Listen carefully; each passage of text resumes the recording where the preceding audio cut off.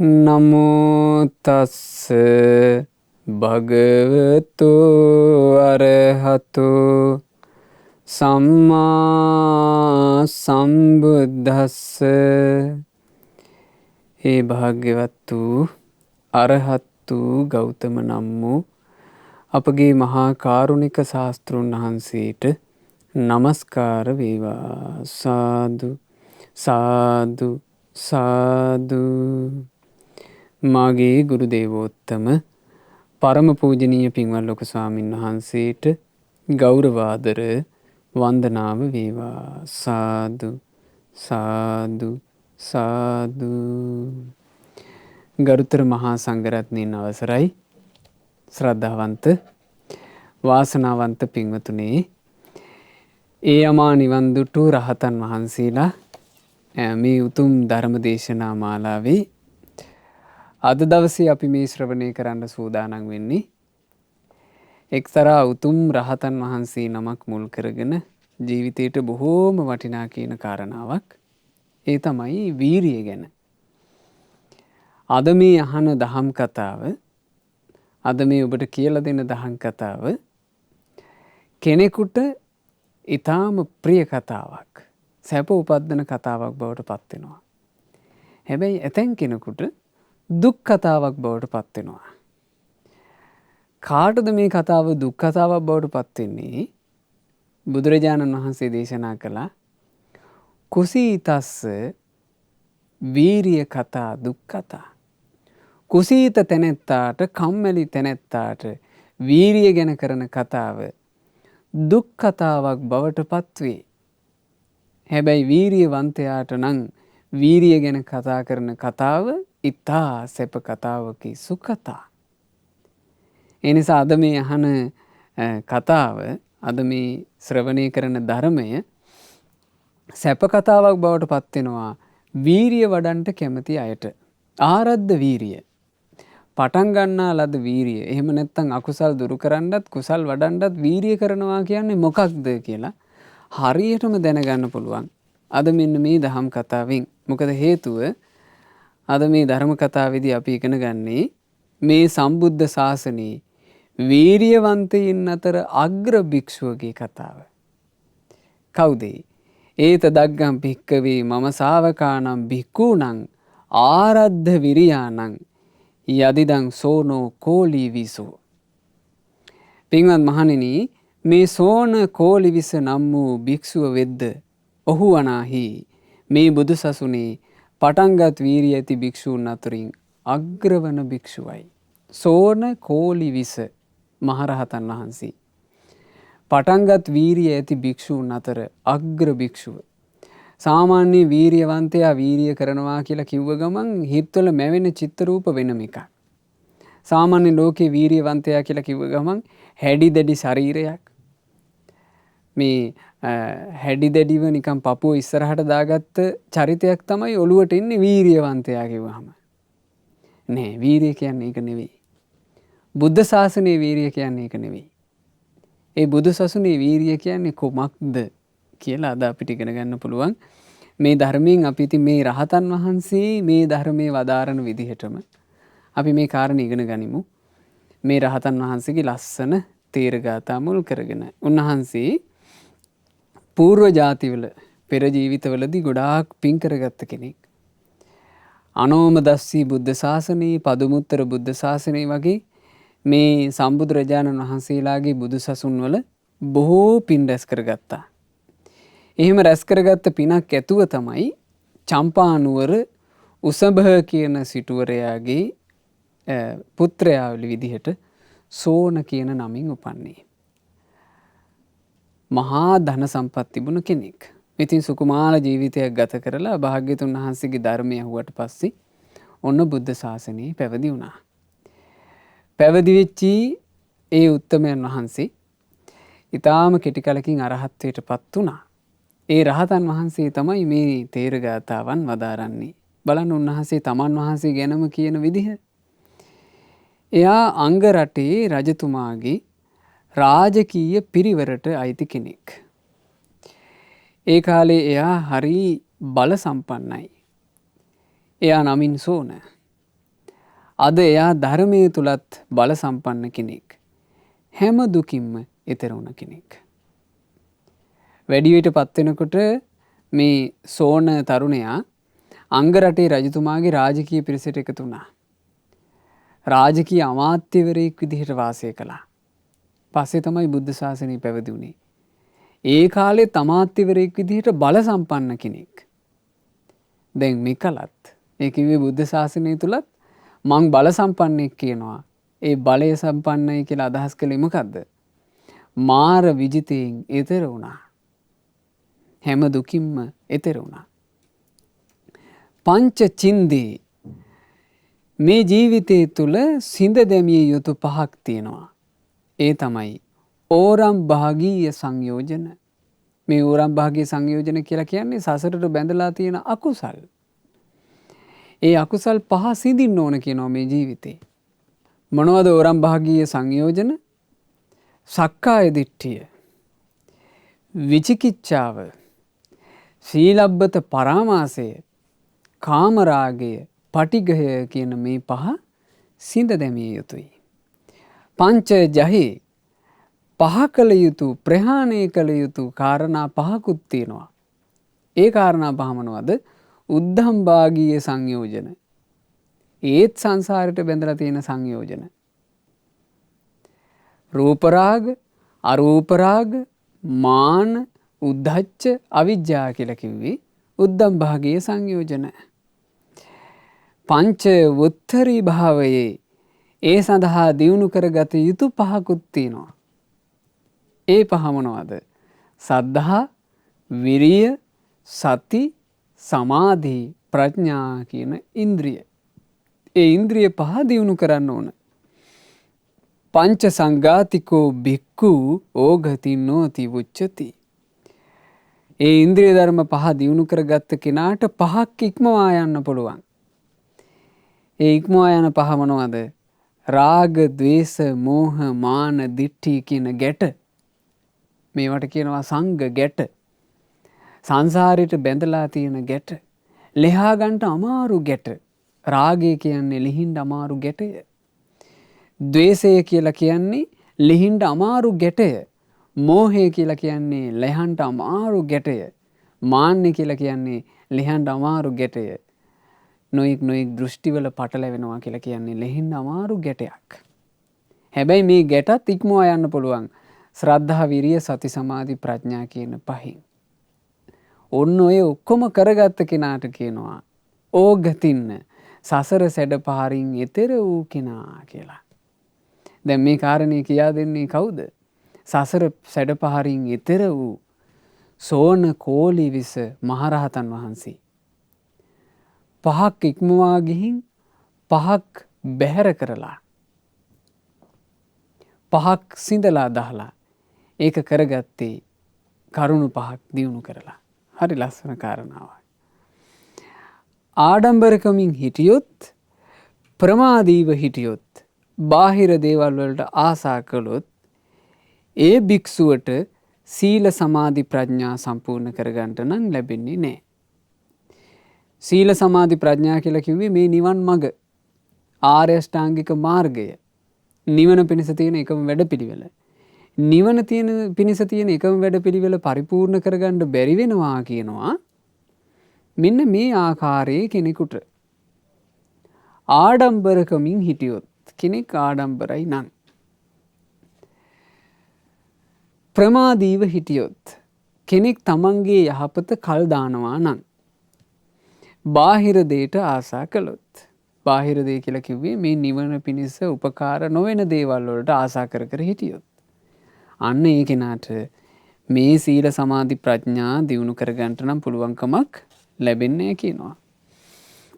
මාන්නෙන් ඉදිමිලා ප්‍රමාද වුණොත් එයා කළ යුතු දේ අත්හැරලා දානවා. ඊට පස්සේ ඉතින් කරන්නේ නොකළ යුතු දේ. අන්තිමේ බලනකොට වැඩිලා තියෙන්නේ කෙලෙස් විතරයි. මේ මාන්න වැඩෙන්න ලොකු හේතුවක් අසත්පුරුෂයා.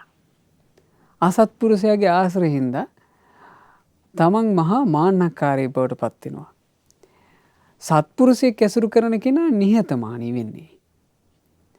අසත්පුරුෂයාගේ ඇසිරට වැටිච්ච ගමන් අසත්පුරුෂයාගේ ආශ්‍රය නිසා වෙන එක තමයි දැන් සත්පුරුෂයාගේ ආශ්‍රයට ලැබුණොත් එහෙම පින්වතුනි සත්පුරුෂයාගේ ආශ්‍රයෙන් මෝරනවා ප්‍රඥාව.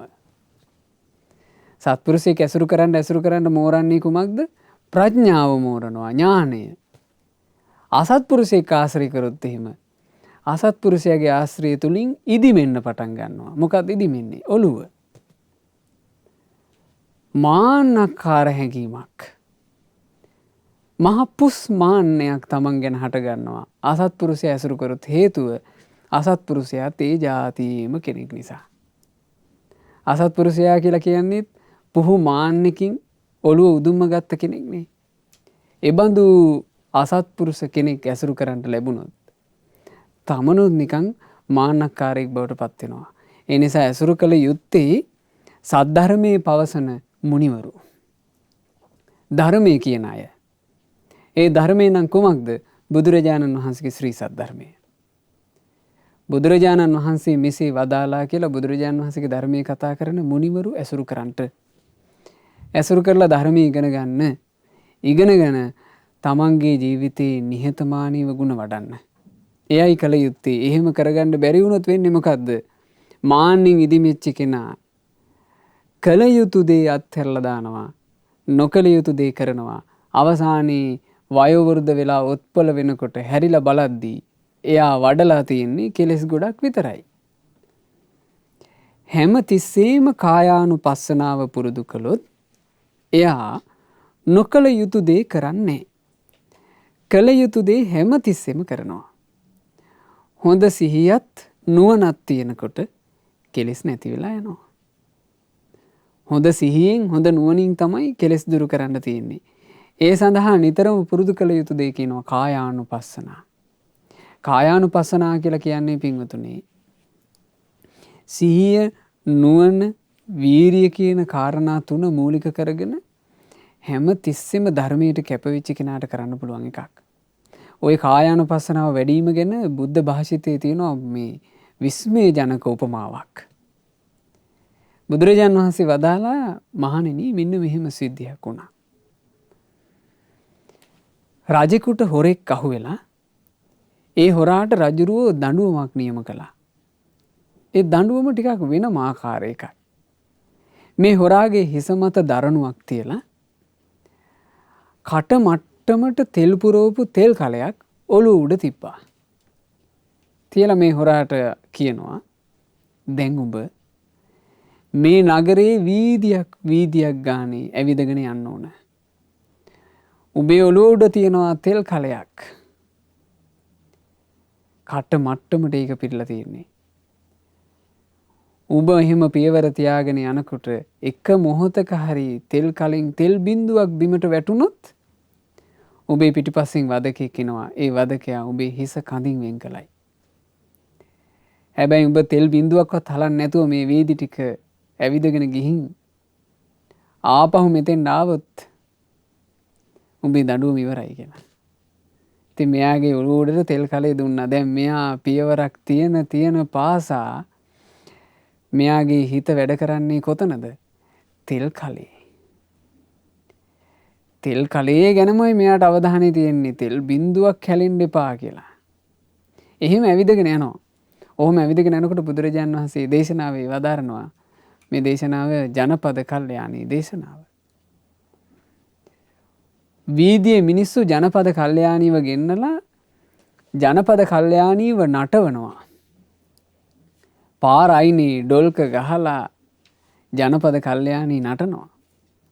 දැන් ඔබ ඉන්දියානු නැටුම් දැකලා ඇතිනේ ඔය චිත්‍රපටිවල එහෙම.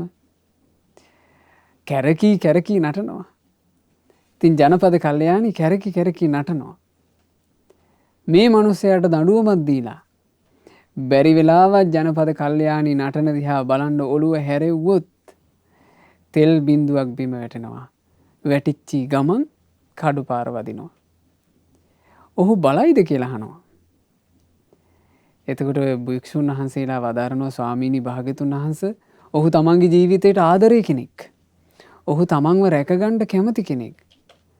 ජනපද කල්යාණී එතන කැරකි නැටුවත් විදුලිය වගේ කැරකුණත් ඔහු නම් බලන්නේ කිව්වා.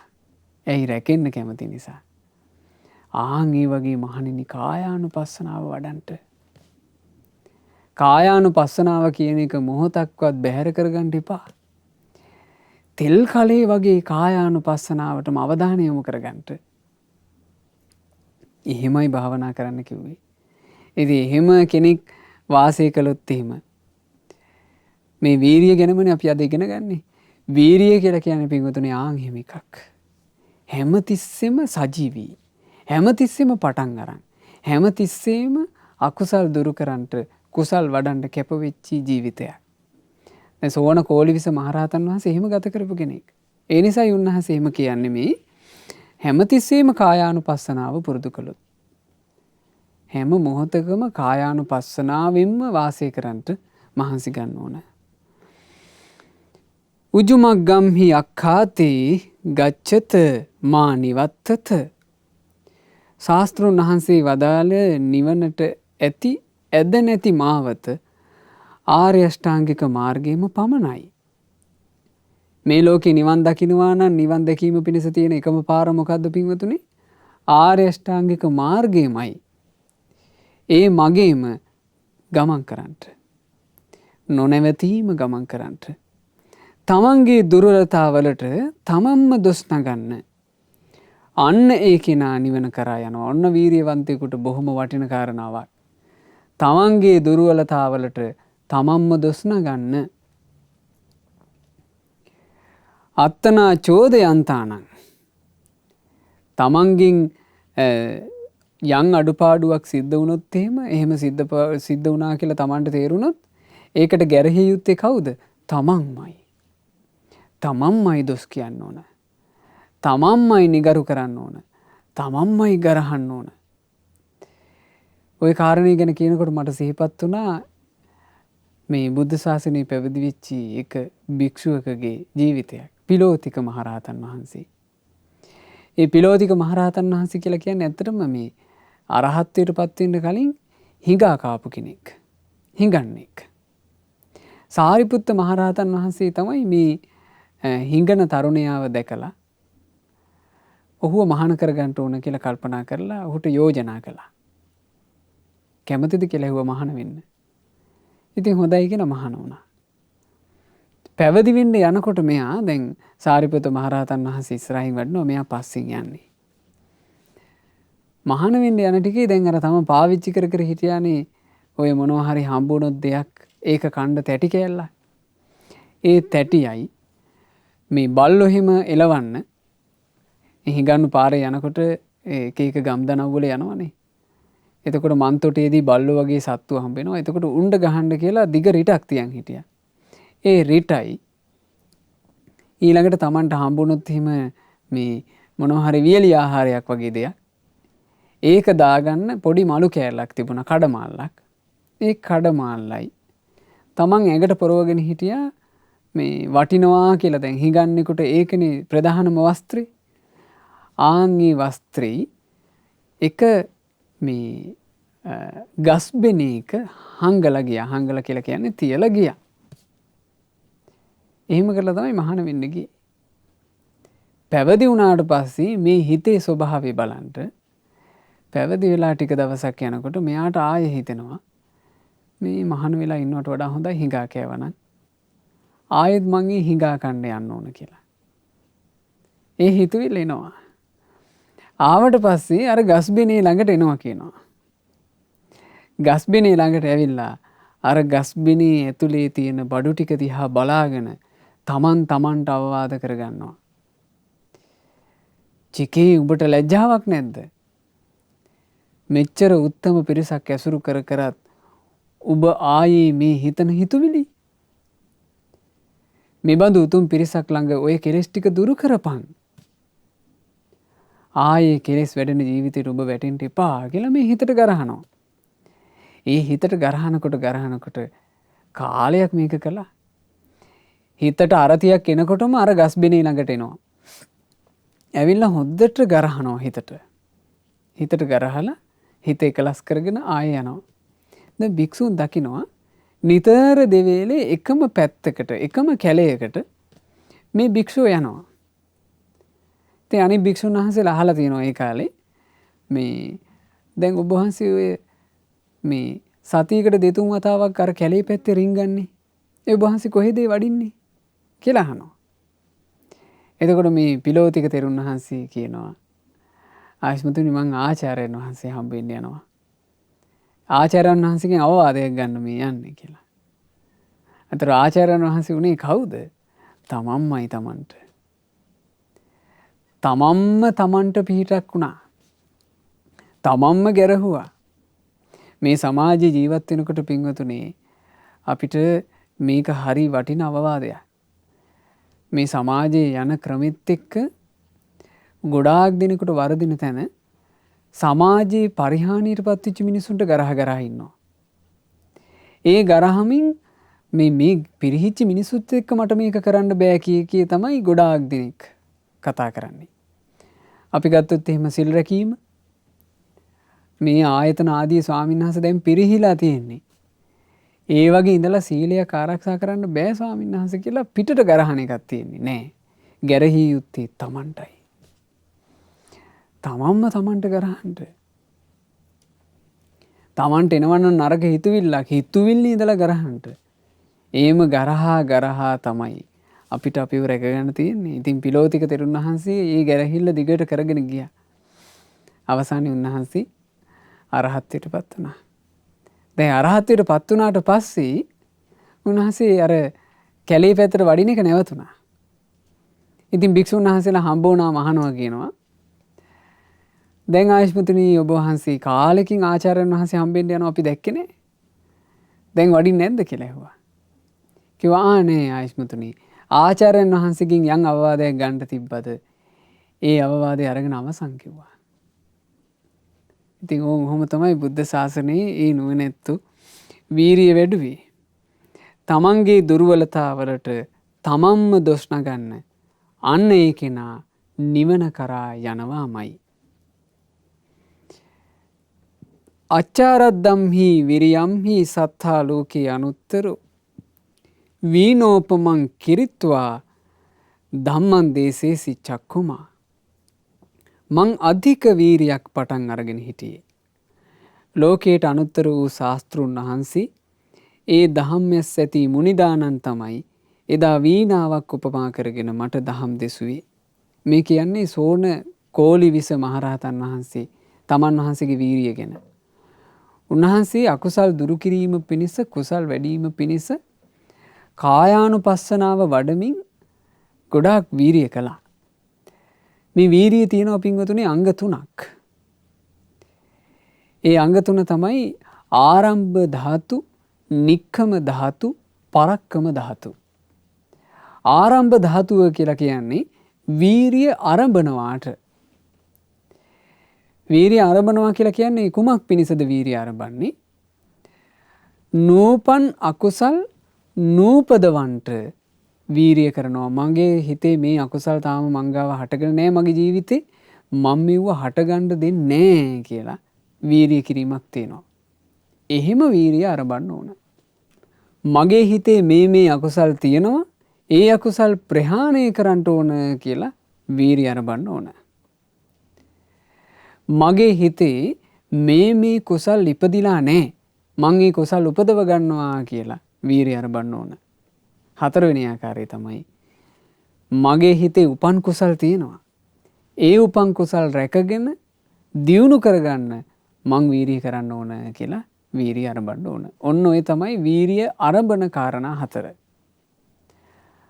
නූපන් අකුසල් නූපදවන වීරිය, උපන් අකුසල් ප්‍රහාණය කරවන වීරිය, උපන් කුසල් දියුණු කර ගනිමින් රැක ගන්නා වීරිය, නූපන් කුසල් උපදවන වීරිය.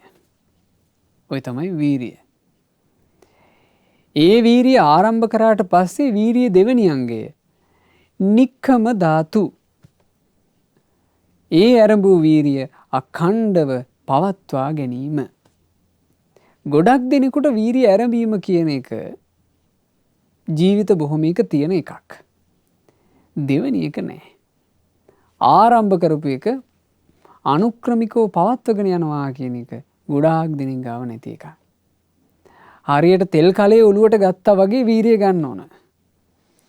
තෙල් කලේ බිම තියන්නේ අර මුළු වීදි සංචාරය අවසන් වුණාට පස්සේනේ. ඒ වගේ නිවන් දැකීමෙන් තමයි මේක අවසන් වෙන්නේ. ඒ දක්වාම අඛණ්ඩව අර වීරිය පවත්වගෙන යන්න ඕන. ඒකට තමයි කියන්නේ නික්කම ධාතුව කියලා. ඒකට අර තෙල් කලේ උපමාව මතක තියාගන්න බොහොම වටිනවා ඒක. සාමාන්‍යයෙන් වෙන ආගම් දර්ශනවල අපි ගත්තොත් එහෙම තියෙන්නේ දවසට 3 වතාවක් යාඥා කරන්න 5 වතාවක් යාඥා කරන්න මේ වගේනේ ඒ අයට කරන්න තියෙන වැඩපිළිවෙළවල තියෙන්නේ. බුද්ධ ශාසනය එහෙම නැහැ. බුද්ධ ශාසනයේ අතහරින්න වෙලාවක් නැහැ. හැමතිස්සෙම කරන්න තියෙන්නේ. හැමතිස්සෙම ප්‍රායෝගිකව යෙදෙන්න දෙයක් තියෙන්නේ. මොකද හිතට කලින් දැනුම් දීලා සඳුදට අකුසල් එනවා අඟහරුවාදට නැහැ කියලා නෑනේ. හැමතිස්සෙම මේ හිතේ අකුසල් හට ගන්නවා. හැමතිස්සෙම මේ හිතේ අකුසල් වැඩ කරනවා. හැමතිස්සෙම වීරිය තියෙන්න ඕන. හැමතිස්සෙම පවත්වන වීරියට කියනවා නික්කම ධාතු. ඇතැම් වෙලාවට මේ වීරිය සිඳගෙන යන්න තරම් බලවත් විදිහේ අකුසල් එනවා. අන්න ඒ වෙලාවට දැඩි පරාක්‍රමයකින් වීරිය කරන්න ඕන. ඒකට කියනවා පරක්කම ධාතු. ඔය තමයි වීරියේ අංග 3. ඔය අංග 3න්ම සමන්විත වේද යම් වීරියක්. එයට ආරද්ධ විරියයි කියයි. පටන් ගන්නා ලද වීරිය. ඒ පටන් ගන්නා ලද වීරිය කියන එකේ ලස්සන අර්ථයක් තියෙනවා. ඒ වීරිය හැමතිස්සෙම සජීවී එකක්. ඒ වීරිය කොයි වෙලාවකවත් ක්‍රියා විරහිත කරලා නැහැ. හැමතිස්සෙම එන්ජින් එකක් වැඩ නම් ගමන හැමතිස්සෙම තියෙනවා. එන්ජින් එක ඔෆ් කරොත් ගමනක් නැත. අන්න ඒ වගේ වීරිය කියලා කියන්නේ හැමතිස්සෙම අඛණ්ඩව තියෙන ඕන එකක්. ඒ අඛණ්ඩව තියෙන වීරියට තමයි ආරද්ධ වීරිය කියලා කියන්නේ. ඉතින් අපේ සෝන කෝලිවිස ඒ තෙරුන් වහන්සේ අරහත්ත්වයට පෙර හොඳට කායානුපස්සනාව වැඩුවා. මහන්සි ගත්තා. ඔය අතරේ උන්වහන්සේට තදට තීන මිද්දේ ආවා. නිදිමත ආවට පස්සේ උන්වහන්සේ කල්පනා කළා මම මේ නිින්ද කඩනවා සක්මනින්. සක්මන් කරන්න පටන් ගත්තා.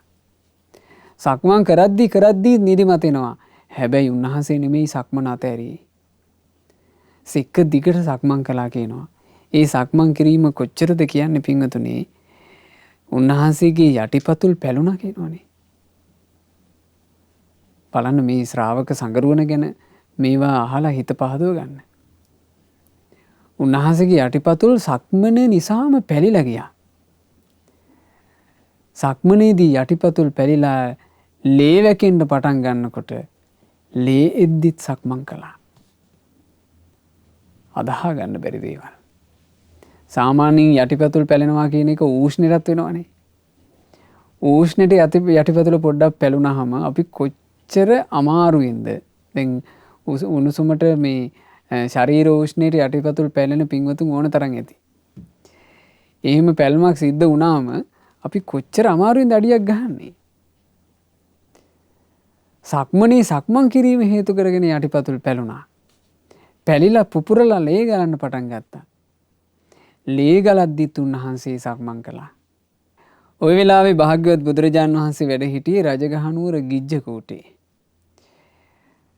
සෝන කෝලිවිස්ස තෙරුන් වහන්සේ ওই මහා වීරියකින් සක්මන් කළේ සීතවනේ වැඩ ඉඳලා. ඉතින් බුදුරජාණන් වහන්සේ අර අධිකතර වීරියෙන් යුතුව සක්මන් කරන සෝන කෝලිවිස මහතෙරුන් වහන්සේ දිහා බලාගෙන හිටියා. උන්වහන්සේ මෙහිම කකුල් පලාගෙන සක්මන් කරලත් උන්වහන්සේට බැරි වුණා නිින්ද කඩලා දාන්න. අවසාන එක මොහොතකට මේ හිතවිල්ල ආවා කියනවා. අයියෝ මං මෙච්චර මහන්සි වෙලත් මෙච්චර කැප වෙලත් කකුල් වලින් ලේ එනකන් සක්මන් කරලත් මට බැරි වුණානේ මේ නිින්ද දුරු කරන්න. මට පිං නැද්ද කොහෙද? ධර්මය අවබෝධ කරගන්න තරම් මට හැකියාවක් නැතිද කොහෙද? මීට වඩා හොඳයි මං මේ පැවිද්ද අත්හැරලා දාලා ගිහි වෙලා පිනක් දහම් කරගෙන හිටියනම් කියලා ඔන්න ලාමක හිතක් උපන්නා. මේ ලාමක හිතක් උපදින්නේ මේ බුද්ධ ශාසනයේ මහා ශ්‍රාවකයෙක් බවට පත් වෙන්න පින් පුරාගෙන ආපු කෙනාට අගතනතුරක් ලැබුව කෙනෙන්නේ. මේ හිතවිල්ල එනකොටම බුදුරජාණන් වහන්සේ මේ හිතවිල්ල දැක්කා. දැක්ක ගමන් භාග්‍යතුන් වහන්සේ බලවත් පුරුෂයෙක් හැකිලූ අතක් දිගහරින වේගෙන් දික් කරපු අතක් හකුලන වේගෙන් ගිජ්ජ කූටෙන් අතුරුදහන් වුණා. අපේ සෝන කෝලිවිස තෙරුන් වහන්සේ ළඟ පහළ වුණා.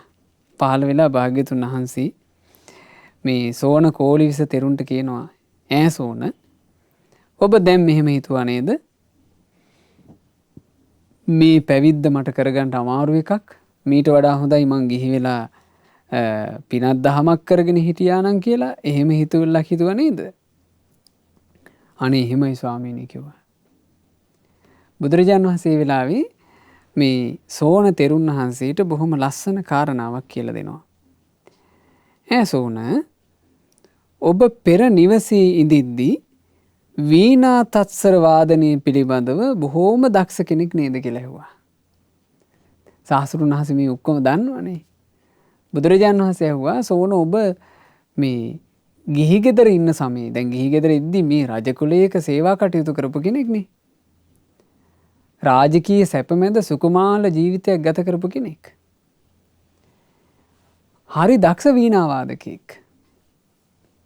ඇහුවා, ඔබ වීණා වාදනය කිරීම ගැන ඒ කාලේ දක්ෂයි නේද? එහෙමයි ස්වාමීනි. ඉතින් සෝනේනි, යම් කලෙක වීණාවේ තත් ඊටාම දැඩිව තිබ්බොත් ඒ වෙලාවේ වීණාවේ ස්වරය හොඳයිද කියලා ඇහුවා. එතකොට මේ සෝන තෙරුන් වහන්සේ කියනවා, ස්වාමීනි, වීණාවේ තත් ඕනවට වඩා තද වුණොත් ඒ වීණා වාදනයේ හඬ මිහිරි නෑ කිව්වා. ලස්සන හඬක් ඉන්නේ කිව්වා. එහෙනම් සෝනීනි, වීණාවේ තත් ඊටාම ලිහිල්ව තිබ්බොත්, තත් බුරුල් නම් හඬ ලස්සනද කියලා ඇහුවා. කිව්වා නෑ ස්වාමීනි, තත බුරුල් වුණත් ලස්සන හඬක් එන්නේ. එහෙමනම් සෝනීනි, වීණාවේ තත ඊටා දැඩිත් නැතිකොට, වීණාවේ තත ඊටා ලිහිලුත් නැතිකොට මධ්‍යස්ථ ගානට සමගුණේ පිහිටලා තියෙනවා නම් එතකොටද වීණාවේ හඬ ලස්සන කියලා ඇහුවා. එතකොට සෝන තෙරුන් වහන්සේ කියනවා, ස්වාමීනි එහෙමයි. වීණාවේ තත අපි මේ තද කරනකොට ඒ තත තද කරගන්නේ ඕනවාට වඩා තද වැඩි වෙන්නත් නෙමෙයි. ඕනවට වඩා ලිහිල් වෙන්නත් නෙමෙයි. මධ්‍යස්ථ ගානකට. සාමාන්‍යයෙන් ඔය ඕනම වාද්‍ය භාණ්ඩයක් බෙර ගහන්න ගියත් බෙරේ හැමත් ඇදලා යම් විදිහකට තද කරගන්න ඕනේ. ඔය නොඑක් වාද්‍ය භාණ්ඩ වාදනය කරන ඒ ශිල්පීන් දන්නවා මේ ඒවා එක එක ආකාරයට සුසර කරගන්න ඕන. එතකොට තමයි ඒකේ මිහිරි හඬක් එළියට නැගෙන්නේ. ඉතින් බුදුරජාණන් වහන්සේ ඕන ඔය කාරණේ කිව්වා. ඔය කාරණේ වදාරලා බුදුරජාණන් වහන්සේ වදාලා ඕන ඔය විදිහමයි සෝනේනි. අතිශයින්ම දැඩි වූ වීරිය සිතේ විසිරීම පිණිස පවතී. ඒක තමයි උනේ සෝන තෙරුන් වහන්සේට. බලවත් වීරිය කරන්න ගියා, මෙහෙම කරලත් මට බැරි නම් මං ගිහි වෙනවා කියලා හිතුවා. හිත විසිරෙන්න හේතු වෙනවා ඕනවට වඩා දැඩිවගත් වීරිය. අතිශයින් හැකිලී ගිය වීරිය කුසීත බව පිණිස හේතු වෙයි. අතිශයින් හැකිලී ගිය වීරිය ඒක ගොඩාක් දෙනෙකුට තියෙන එක. ගොඩාක් දෙනෙකුට තියෙන්නේ තදට ගත්ත වීරිය නෙමෙයි. ගොඩක් දෙනෙකුට තියෙන්නේ හැකිලී ගිය වීරිය. ඔන්න භාවනා කරන්න කියලා වාඩි වෙනවා බිත්තියක් ළඟට වෙලා. වාඩි වුණාට පස්සේ නිදිමත එනවා. නිදිමත ආවට පස්සේ අර නැගිටලා පොඩ්ඩක් සක්මන් කරලා වීරියක් කරන්න කම්මැලි. වාඩි වෙලාම බලනවා මේ දෙතුන් සැරේ කොන්ද කෙලින් කරගෙන ඔන්න මං කමක් නෑ මං ඉන්නව කොහොම හරි ඉන්නවා කියලා. අනේ විනාඩි 15යි 20යි යනකොට එහෙම නිින්ද යනවා. ළඟම බිත්තිය තියෙනවා, බිත්තියට හේතු වෙනම තව හොඳට නිින්ද යනවා. ඉතින් පැයක් හමාරක් නිදාගෙන තමයි හැරෙන්නේ. ගොඩක් දෙනෙකුට තියෙන්නේ ලිහිල්ව ගන්නා ලද වීරියක්. එහින් සෝනේනි, ඔය වීරිය සම කර ගැනීමට අදිෂ්ඨාන කරන්ට, ඉන්ද්‍රියන්ගේ සමබව අවබෝධ කරගන්නට එහි නිමිති ගන්න කිව්වා. හොඳට සමව පවත්වාගෙන වීරිය කරන්න කිව්වා. ඉතින් සෝන ස්වාමීන් වහන්සේ මේ අවවාදේ හරි ලස්සනට ගත්තා. උන්වහන්සේ ගැන කියනවා මෙහෙම. උන්වහන්සේගේ වචනේ මම පිළිගත්තා. ආයිමත් බුද්ධ ශාසනය ගැන කැමැත්තෙන් වාසය කළා. නිවන පිණිස සමතයත් දියුණු කර ගත්තා. මන්ත්‍රී විද්‍යාව ලබා ගත්තා. බුද්ධ ශාසනය සම්පූර්ණ කර ගත්තා. ඒ කිව්වේ රහතන් වහන්සේ නම බවට පත් වුණා. බුදුරජාන් වහන්සේ වදාරපු අවවාදී උන්වහන්සේ හරි ලස්සනට අරගත්තා. ඒ ගැන බුද්ධ දේශනාවේ තියෙනවා හරි ලස්සන තැනක් උරග සූත්‍රයේ. උරග සූත්‍රයේදී වීරිය ගැන බුදුරජාන් වහන්සේ වදාරන්නේ මෙන්න මෙහෙම.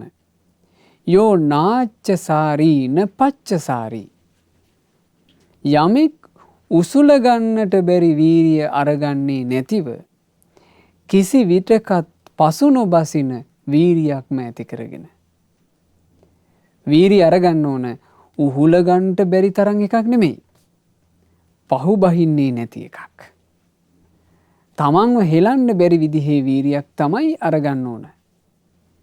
තමන් සාක්ෂාත් කරන අර්ථය සාක්ෂාත් කරන තෙක්. තමන් බලාපොරොත්තු වෙන ඉලක්කය කරා යන තෙක්. තමන්ගේ අභිලාෂය සඵල වෙන තෙක් අඛණ්ඩව පවත්වා ගැනීමටයි වීරිය කියන්නේ. දැන් ඉන්ද්‍රිය සංවරය කියලා කියන්නේත් වීරිය කරලා කරගත යුතු එකක්නේ. ওই ඉන්ද්‍රිය සංවරය ගැන කියනකොට හරි ලස්සන තැනක් තියෙනවා කුම්මෝපම සූත්‍රයේ. ඒ සූත්‍ර කාරණාවෙන් මම මේ කියන දේ ඔබ තේරුම් ගන්න. ඒ සූත්‍ර දේශනාව තුළ බුදුරජාණන් වහන්සේ ලස්සන උපමාවක් වදාරනවා. ඉබ්බෙක් ගොදුරු හොයාගෙන ගංගා තීරයක යනවා. ඔය වෙලාවෙම නරියකුත් ගොදුරු හොයාගෙන ඔය ගංගා තීරයේ ඉස්සරහට එනවා. දුරදීම දැක්ක ඉබ්බා මේ නරියව. දැකලා ඉබ්බා ඉක්මනින් තමන්ගේ අඬු බඬු ටික තමන්ගේ ඔළුව කකුල් තමන්ගේ කපොල්ල අස්සට දාගත්තා. ඒක තමයි ඉබ්බට තියෙන එකම ආරක්ෂාව. ඉබ්බාට බෑ නරියෙකුට වඩා වේගින් දුවන්න. ඉබ්බාට හැකියාවක් නැහැ. නරිය ලං වෙන්න කලින් ඉබ්බා තමන්ගේ අඬු බඬු ටික ඔක්කොම ඇතුළට දාගත්තා. නරිය ළඟට ආවා. ළඟට ඇවිල්ලා නරියා කල්පනා කළා හරි. උඹ දැන් ඔය අඬු ටික ඔක්කොම දාගත්තනේ ඇතුළට. උඹ කොයි වෙලේ හරි එක අණ්ඩක් හරි එළියට දාන්න එපෙයි. මාත් ඉන්නවා. උඹ එක අණ්ඩක් හරි එළියට දානකම් මාත් ඉන්නවා කියලා නරියා එහෙම්ම වැතිරුණා. දැන් මේ ඉබ්බා ළඟ නරියා බලාගෙන ඉන්නවා අණ්ඩක් එළියට දාපන් දාපු ගමන් මං ඇදලා ගන්නවා කියලා. හැබැයි ඉබ්බා දක්ෂයා. ඉබ්බා අඛණ්ඩවම තමන් හකුලාගත්ත ඒ අඟපසඟ ටික හකුලාගෙනම හිටියා. එක අඟපසඟයක්වත් එළියට දැම්මේ නැහැ. අවසානයේ නරියා නැගිටලා කියනවා. නැගිටලා ඉබ්බා දිහා බලාගෙන ඉඳලා හිතුවා මේකානම් පුදුම ඉබ්බෙක්. හැරිලා ගියා. ඉබ්බා ජය ගත්තා. ඉබ්බා වගේ තමයි තමන්ව රැක ගන්න ඕන. තමන් ගන්න වීරිය අඛණ්ඩව පවත්ව ගන්න එක තමයි අමාරුම දේ. ඒ නිසා පින්වතුනි මේ බුද්ධ ශාසනයක් ඇතුලේ අපි බලාපොරොත්තු වෙන වේගයට නෙවෙයි ඵල ලැබෙන්නේ. ඉන්ද්‍රිය මෝරණ වේගයට.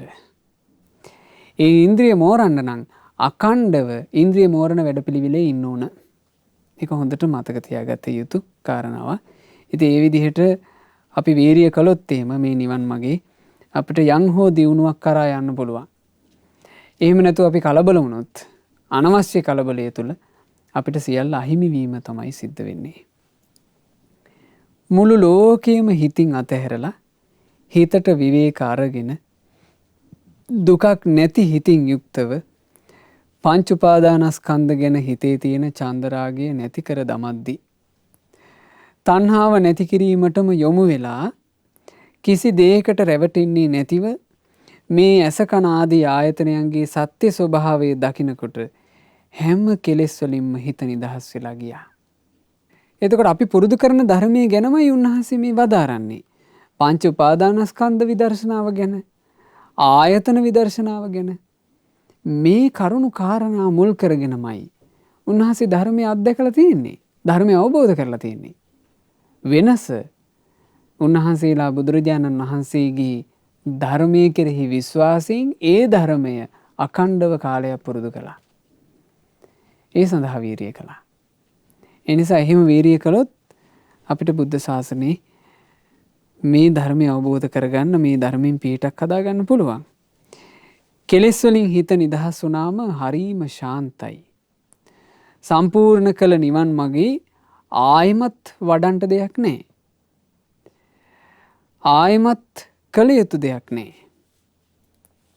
විශාල ගල් පර්වතයක් සුළඟින් කිසිසේත්ම හොලවන්නේ නැහැ. ඒ වගේමයි රූප, ශබ්ද, ගන්ධ, රස, පහස යන ඕනෑම දෙයක්. හොඳ නරක කිසි දෙයකට ඒ භික්ෂුව කම්පා කරවන්න බෑ. අකම්පිත සිතක් තියෙන, ඒ සිත පිහිටා තියෙන්නේ නිවන තුල. වෙන කිසිම දෙයක් සමග එක් වෙන්නේ නැහැ. ඒ භික්ෂුවට හොඳට පේනවා හැමදේම අනිත්‍ය වෙවි යන හැටි. ඉතින් මේ සෝන කෝලිවිස මහරහතන් වහන්සේ වදාළ ගාථා. සෝන කෝලිවිස මහරහතන් වහන්සේ පසු කලෙක බුද්ධ ශාසනයේ අගතනතුරු ලැබුවා. වීරියවන්ත භික්ෂූන් අතර අග්‍ර. ආරද්ධ වීරිය. ආරද්ධ වීරිය කියලා කිව්වේ සජීවීව පවත්වන වීරිය. හැමතිස්සෙම අරඹන ලද වීරිය. ඒක පටන් අරගෙන තියෙන එකක්. ඒ පටන් ගන්න ලද වීරිය මොනම කාරණාවක් හින්දාවත් සිඳින්නේ නැතුව පවත්වගෙන යනවා. ඉතින් අපිට ඒක තේරෙනවනේ සෝන කෝලිවිස මහරහතන් වහන්සේ ගත්තාම උන්වහන්සේගේ ශරීරය පැලිලා යටිපතුල් වලින් රුධිරය වහනේ වෙද්දිත්, ලේ ගලද්දිත්, උන්වහන්සේගේ ශරීරයට බලවත් වේදනා උපදිද්දීත් ඒ කිසිම වේදනාවකට බැරි වුණා උන්වහන්සේ පටන් ගත්ත වීරිය නසන්න. කදිගටම වීරිය කළා.